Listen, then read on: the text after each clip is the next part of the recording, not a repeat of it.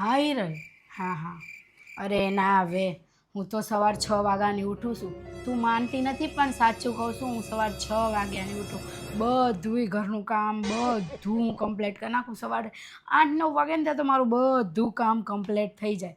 હા તું અને વહેલી ઉઠે કીશું એમ? લે, તને વિશ્વાસ નથી આવતો? હું મારા સાસુના સમ ખાઉં. હાચું, હું સવાર 6 વાગે ઉઠી જાઉં ને હું બધુંય કામ કમ્પ્લીટ કરી નાખું.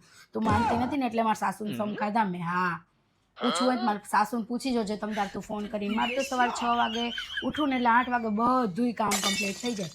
હા, કાંઈ નહીં, તું કામ પતાવી દે, હું પછી ફોન કરું તને હો. એ હા, સારું, ચાલ બાય. અરે કીશું, તું જ્યારે ત્યારે મારા ખોટા સમ કેમ ખાય છે?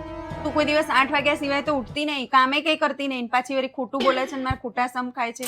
મમ્મી, હું એ જ સાબિત કરવા માંગુ છું શું? કે આપણે ખોટા સમ ખાઈએ ને તો કોઈ મરે નહીં. એ જ સાબિત કરવા હાટું મેં ખોટા સમ ખાધા. અને હું મરી જઈશ તો? તો ખબર પડી જશે કે ખોટા સમ ખાવાથી કોક મરી જાય.